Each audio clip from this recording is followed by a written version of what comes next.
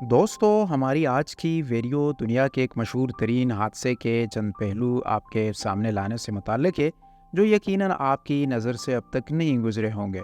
Titanic जहाज़ उस हादसे का शिकार हुआ, उस पर अब तक बहुत बात की जाती है। यहाँ तक कि उस पर कुछ फिल्म्स भी बनाए गए हैं जिन्हें आलमी शोहरत भी नसीब हुई।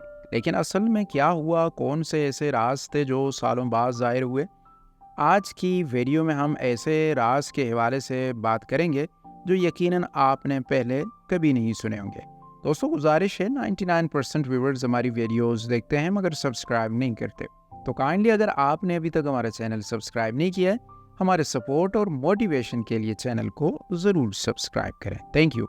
दोस्तों, आज से इसी तरह 111 साल पहले टाइटैनिक एक अंधेरी रात में एक बहुत बड़े बर्फानी तोदे, जिसे आइसबर्ग कहा जाता है, उसे टकरा गया था। इस बहरी जहाज़ पर सवार ज़्यादातर मुसाफिर नींद की आगोश में थे। हादसे के वक़्त टाइटैनिक 41 किलोमीटर फ़ी घंटा की रफ्तार से इंग्लैंड के शहर साउथहैम्पटन से अमेरिका की शहर न्यूयॉर्क की तरफ बढ़ रहा था। सिर्फ 3 घंटे के अंदर 14 और 15 अप्रैल 1912 की दरमियानी रात टाइटैनिक बहरे ओकियानूस में डूब गए। वो बहरी जहाज जिसके बारे में कहा जाता था कि कभी नहीं डूबेगा, जो सिर्फ कुछ ही घंटों में समंदर में गर्क हो गया, बल्कि उस हादसे में 1500 के करीब लोग हलाक हुए। 111 साल बाद भी अभी तक उसे सबसे बड़ा समुद्री हादसा समझा जाता है। लेकिन इतने साल गुजरने के बाद भी उस हादसे के बारे में कहीं ऐसे मुअम्मे मौजूद हैं जो कि उनका जवाब तलाश करने की बहुत कोशिश की गई और बिल आखिर एक्सपर्ट ने मुअम्मों को हल कर डाला। जबकि कुछ राज ऐसे भी हैं जिनके जवाब तलाश करने की कोशिश अभी भी जारी है।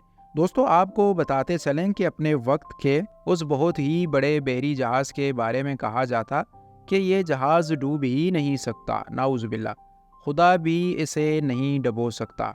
ये अल्फाज भी इंतहा तकब्बुर के साथ टाइटैनिक के मालिक की तरफ से बोले गए थे, क्योंकि उसका ख्याल था कि एक जहाज़ को डूबने से बचाने के लिए जितना भी इंतज़ाम किया जा सकता है उन्होंने वो सब कर लिया है। लेकिन उसके गुरूर चंद ही घंटों में टाइटैनिक के मालिक और उसकी पूरी टीम की बरसों मेहनत को पूरी तरह नाकाम और गुरूर को तोड़ दिया। एक्सपर्ट्स के तज्जियों और रिसर्च बताती हैं कि टाइटैनिक के मालिकान के उस यकीन की कुछ वजूहात भी थी। फेडरल यूनिवर्सिटी के शोबे बहरिया और ओशन इंजीनियर्स के प्रोफेसर अलेक्जेंडर कहते हैं कि इंजीनियरिंग के लिहाज से ये डिज़ाइनिंग की बुनियाद पर यह तैयार करदा पहला बहरी जहाज़ था। कई वाटर टाइट कंपार्टमेंट्स बनाए गए थे, यानी जहाज़ का एक कमरा भी पानी से भर जाए तो दूसरे कमरे को गर्क नहीं कर सकता था। वो बताते हैं कि इस बहरी जहाज़ की तैयारी के दौरान कुछ मुश्किलात भी पेश आई थी, जैसा कि जहाज़ की ऊंचाई कितनी रखी जाए ताकि बिजली की तारें और पानी के पाइप काम कर सकें। इस पर बहुत सोच विचार की गई। प्रोफेसर अलेक्जेंडर के मुताबिक इस पर गौर करने के बाद उस वक्त के इंजीनियर्स ने जहाज़ की ऊंचाई का तयन किया। यहाँ तक कि सैलाब की सूरत में उन्होंने अंदाज़ा लगाया कि पानी छत की ऊंचाई तक नहीं पहुंच सकेगा। चनांचे उन्होंने छत में महफूज कंपार्टमेंट्स भी बनाए थे ताकि नीचे पानी भर जाने की सूरत में मुसाफिर छत पर महफूज हो सकें। लेकिन तब किसी ने बर्फ़ के तोदे से इतना ख़तरनाक टकराने से किसी ने नहीं सोचा होगा। उस वक्त के एक्सपर्ट्स का कहना था कि यह हादसा इतना ज़ोरदार था कि जहाज़ की मेन बॉडी में जहाज़ की निसफ लंबाई तक सुराख हो गया था और ऐसी हालत में पानी डेप्थ तक पहुंच गया था और इंतहाई तेज़ी के साथ पूरे जहाज़ पानी से भर गया। दोस्तों, ऐसी सूरत हाल में जब जहाज़ पानी से भरने लग जाए, रेस्क्यू किसी भी तरह मुमकिन नहीं होता। आप पानी को निकालने के लिए जहाज़ में मौजूद तमाम पंप्स चालू कर सकते हैं, आप सब कुछ आजमा सकते हैं, लेकिन जिस रफ्तार से पानी अंदर आ रहा होता है उसी रफ्तार से उसे बाहर नहीं फेंक सकते। और यही टाइटैनिक के साथ हुआ। जहाज साजी और नेविगेटर सिविल इंजीनियर तेरी बताते हैं कि टाइटैनिक इस तरह बनाई गई थी कि वो डूब नहीं सकता। इसकी वजह यह थी कि बहुत से सेल्स बनाए गए थे जो वाटर टाइट वाल से बने थे और उनमें पानी दाखिल नहीं हो सकता था। जहाज़ में पानी दाखिल होने की सूरत में भी پانی ان سیلرز اور کمپارٹمنٹس میں داخل نہیں ہو سکتا تھا، لیکن برفانی تودے کے ساتھ ٹکرانے سے یہ بحری جہاز کو اچھا خاصا نقصان پہنچاتا اور واٹر ٹائٹ کمپارٹمنٹس کی بہت سی دیواریں کریک ہو کر تباہ ہو گئی تھیں۔ فیڈرل یونیورسٹی کے پروفیسر اور ٹرانسپورٹ انجینئرز اورلی سوراس کے مطابق ٹائٹینک کا واٹر اپارٹمنٹس بند کرنے کا انتظام بھی ٹھیک طرح سے نہیں کر رہا تھا۔ اس وقت جو جہاز بنانے کے لیے جو دھات استعمال ہوتی تھی جو موجودہ اسٹیل کی طرح مضبوط نہیں تھی۔ ماہرین کا کہنا ہے کہ زبردست حادثہ کے بعد جہاز کی ساخت میں تبدیلی آئی اور دروازے بند نہیں ہو رہے تھے، وہ پھنس گئے تھے۔ ٹائٹینک کو اس دور میں بھی خالص اسٹیل سے بنایا گیا تھا، لیکن اس وقت کا اسٹیل اتنا پائیدار نہیں تھا۔ اس سلسلے میں تحقیقات کرنے والے مختلف یونیورسٹیز کے پروفیسرز اور انجینئرز بتاتے ہیں کہ 1940 کی دہائی تک جہاز کا مرکزی حصہ شیٹ میٹل سے بنا تھا، لیکن بعد میں دھاتوں کو پگھلا کر ان جہازوں کے مرکزی باڈی بنانے کے لیے استعمال کیا گیا۔ ماہرین کا کہنا ہے کہ اس دور سے لے کر آج کے دور میں بھی بہت سی تبدیلی آ گئی ہیں۔ ٹیکنالوجی اور مختلف مواد بہت بدل چکے ہیں۔ اب دھات پگھل کر آپس میں جڑی ہوئی ہیں۔ اسٹیل بنانے میں کاربن کا استعمال کم ہونا شروع ہو گیا ہے۔ آج کا اسٹیل بہت مضبوط ہے۔ یہی وجہ ہے کہ آج کے بحری جہاز پانی، سمندری لہروں کے اتار چڑھاؤ اور سمندری طوفانوں سے ہم آہنگ ہونے کی زیادہ صلاحیت رکھتے ہیں۔ دوستو، بڑے بڑے حادثوں کے بعد جب ان کی وجوہات تلاش کی جاتی ہے، ان میں انسانی غلطیاں ہمیشہ پائی جاتی ہیں، اور یہی وہ وقت ہوتا ہے کہ انسانی دعوے ریت کی طرح ہوا میں اڑ جاتے ہیں، جیسا کہ ٹائٹینک کے مالک کے ساتھ ہوا۔ بے شک اللہ بہت بڑا کارساز ہے۔ ٹائٹینک کی ڈوبنے کی وجوہات میں سے ایک وجہ اس کی تیز رفتاری بتائی جاتی ہے۔ ریسرچ ٹیم کا کہنا تھا کہ آئس برگ سے بڑے خطرہ سے گزرنے میں مشکلات کے باوجود جہاز کے کیپٹن سفر کو تیزی سے مکمل کرنے کا شدید دباؤ تھا۔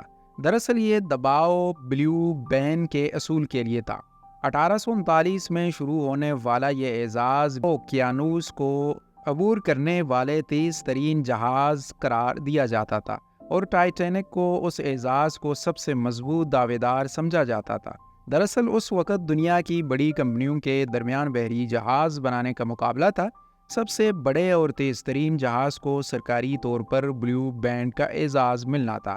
چنانچہ ٹائٹینک نے بھی تیز ترین رفتار حاصل کرنے کی بہت کوشش کی۔ بچ جانے والوں میں سے بہت سے لوگوں نے یہ بتایا کہ جہاز کے کپتان کو ارد گرد کے علاقے میں برف کے تودوں کے بارے میں اطلاع دے دی گئی تھی، لیکن اس نے جہاز کی رفتار کم نہیں کی، کیونکہ وہ تیز رفتاری سے بحر اوقیانوس کو عبور کرنے کی کوشش کر رہا تھا تاکہ وہ ٹائٹینک کو بلیو بینڈ دلا سکے۔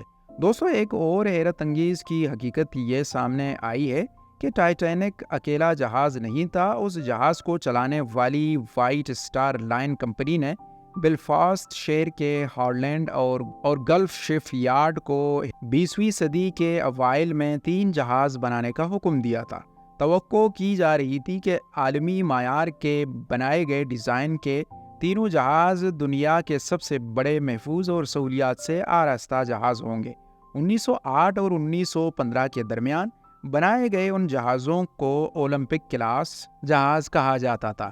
پہلے 2 بحری جہازوں کی 1908 اور 1909 میں ٹائٹینک کی تیاری شروع ہوئی تھی۔ تیسری جہاز کی تیاری 1911 میں شروع ہوئی، تاہم تینوں جہاز کسی نہ کسی حادثے کا شکار ہو گئے۔ اس میں کہیں نہ کہیں ہاتھ اوور کانفیڈنس اور غرور کا تھا۔ اولمپک جہاز جون 1911 میں بحری سفر کے لیے سمندر میں اتارا گیا، اور اسی سال یہ ایک جنگی جہاز سے ٹکرا گیا، لیکن مرمت کے بعد اس کی سروس دوبارہ شروع ہو گئی۔ پہلی عالمی جنگ کے دوران برطانوی میڈیا نے اسے فوجیوں کو ایک جگہ سے دوسری جگہ پہنچانے کے لیے استعمال کیا۔ 1918 میں ایک جرمن آبدوز سے ٹکرا گیا۔ مرمت کے بعد 1920 سے اس کا دوبارہ استعمال شروع ہوا۔ دوستو، ٹائٹینک نے اپنا پہلا سفر 10 اپریل 1912 کو شروع کیا۔ یہ انگلینڈ کے شہر ساؤتھ ہیمپٹن کی بندرگاہ کے باہر ایک اور جہاز سے ٹکرانے سے بال بال بچا۔ یہ 14 اپریل کو ایک تاریخی حادثے کا شکار ہوا، اور 1500 سے زائد لوگوں نے اپنی جان کی بازی ہار دی۔ دوستوں آج کی ویڈیو یہی تک تھی، امید ہے کہ آپ کو پسند آئی ہوگی۔ کائنڈلی ویڈیو کو لائک ضرور کیجئے گا، تھینک یو، اور اپنی رائے کا اظہار کمنٹ سیکشن میں ضرور کیجئے گا۔ ملتے ہیں ایک نئی اور انٹرسٹنگ ویڈیو کے ساتھ، تب تک کے لیے keep smiling and keep supporting as.